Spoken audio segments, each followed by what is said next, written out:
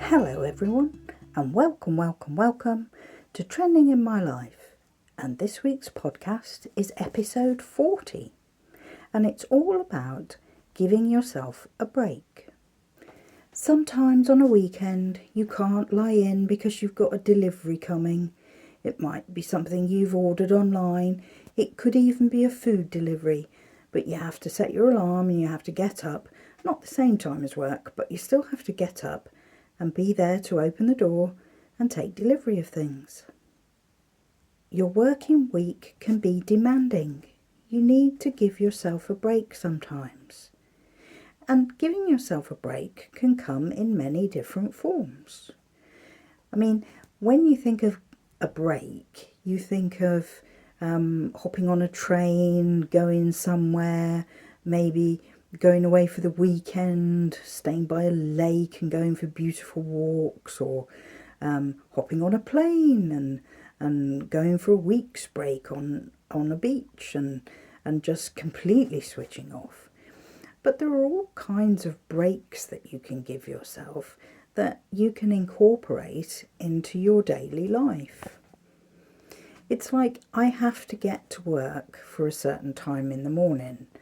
But there are times when I'm rushing down the street because I'm a bit late, and I see something. I see a beautiful palm tree. I see some amazing flowers or some blossom.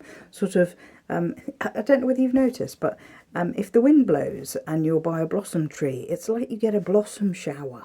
It's like, which is... part of you thinks, oh my God, I've got all this blossom in my hair. But part of me thinks, wow, it's just incredible timing that you get to experience that, a blossom shower. But where I was going with this is sometimes I just stop and enjoy the moment and think, well, if I'm 1 minute later than I was when I was rushing along the streets before I stopped, what does it really matter? What difference is it going to make? But it makes a difference to me because I've had that memory, that moment that was really special. So yeah, you can give yourself little breaks. Sometimes if you're sat at your desk or wherever you work, if you feel very pressured, you can just stop for a second. Nobody's going to notice if you're not hammering away at the keyboard or talking into your phone 10 to the dozen. They're not going to notice for a few minutes if you just sit and breathe. Breathe in and slowly breathe out. And in and slowly out. And just give yourself 30 seconds, 1 minute of doing that to calm yourself down so that you can take on the next task and not feel, I have to do it now, but feel, okay, I can do this, and have the confidence in yourself that you can handle things. Sometimes you need to take that one step back and just center yourself so that you can feel in control, that you can handle it. And because quite often with tasks that we're given, we have deadlines to meet, but there are uncontrollable outside factors that interfere, and there are occasions when no matter how hard you try, you cannot get the result that's been asked of you because of outside factors and circumstances beyond your control. And you have to learn to live with that and embrace it and think, okay, well, I'm going to just let that go because I did everything I could. And that's giving yourself a break. Don't be so hard on yourself. We're all our own worst critics. And that's the problem in life. You go along putting yourself down and thinking you're not good enough, or what you're doing isn't good enough and you could do better, you could do more. But at the end of the day, maybe you couldn't. Maybe that was your best. There's a college in the centre of London called, well, I've walked past the gates, and it's called Good Enough College, and I thought it's really nice that that exists. Sometimes, I mean, I'm doing this podcast because I've had a very rough week at work. It's been very intense, and I've been so stressed out each evening when I get home, and I've been doing things to relax. And I am quite lucky that I have a long journey.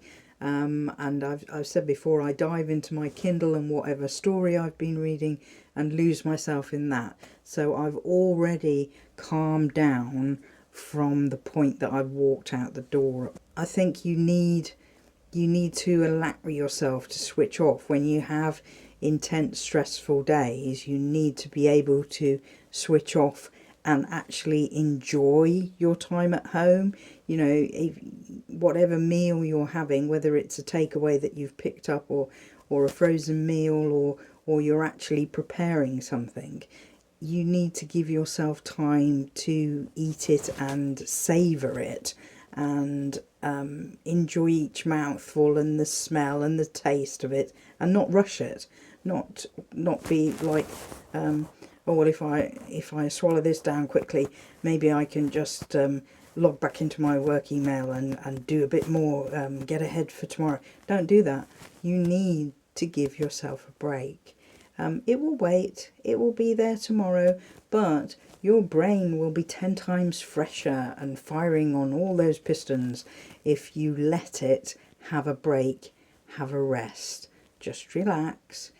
Nothing's going to be terrible and different by the morning. My brain hasn't been so relaxed as I'd like it to be over the weekend. I've done things, gone for long walks, read some more Kindle, watched some shows on YouTube that I really like. So I have taken time to relax. And I did some cooking this weekend, and I do feel very calm when I'm baking. And I did some crafts as well this weekend, and I enjoy doing that, making things. Yeah, it's really odd. This weekend there have been beautiful blue skies, but there's been a cold wind, and it has been very much spring weather, not summer. But the thing is, with the British people, the sun comes out, bang, everybody's in t-shirts and shorts. It's like they're so used to the fact that we have short summers, and we don't always, but it's like this like you've got to pretend it's the middle of summer even when it's not. And I don't know what the temperature's been today. I think possibly about 14, so not quite up to that kind of thing. And I find I go out quite early in the morning, especially if I'm trying to film, because then there are less tourists and crowds around.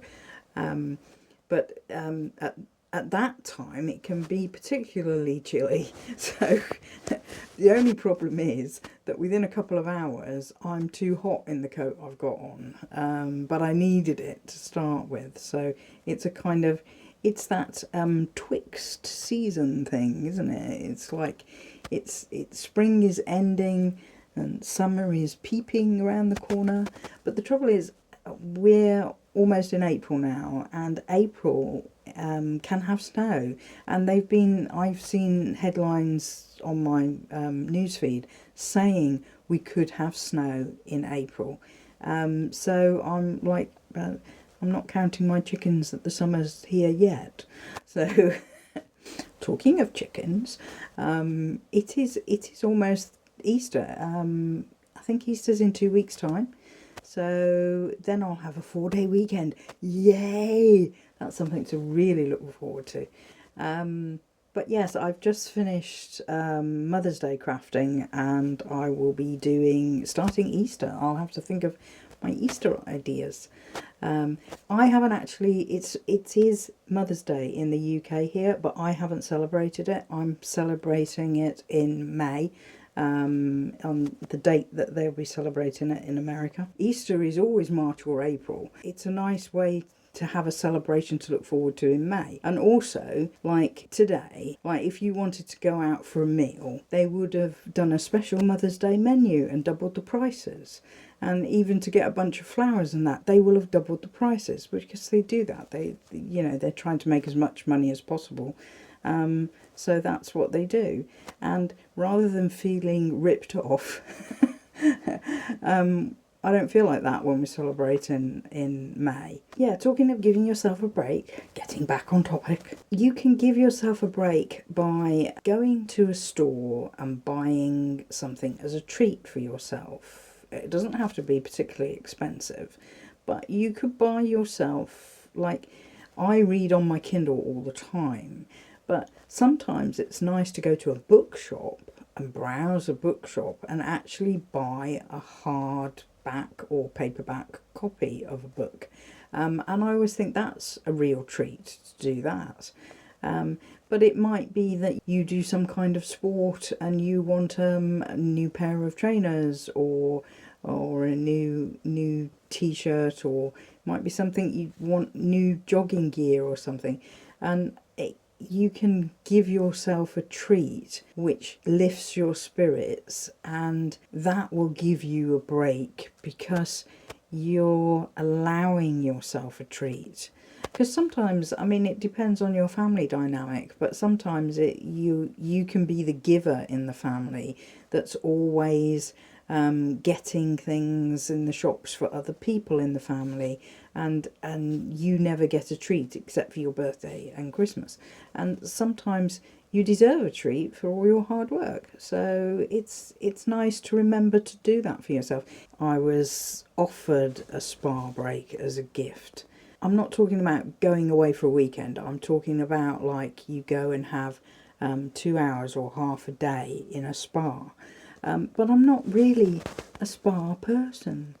I wouldn't think it was so much of a treat. I would get stressed about it and think, well, what do I do? Do I do this? Do I do that? What am I supposed to do? And I think if you go to spas often, then you would be relaxed about it and you would think it's a relaxing thing. Now, I've been once to a spa where I took a day off work, travelled out of London and went to this mineral thermal spa. Anyway, it was a 2-hour thing, and you went in, you put your clothes in a locker, kept like a swimming costume on or something that covered you anyway, and then you got a robe and little slippers to wander about the place. And it was funny. I'm telling this story because it was quite funny.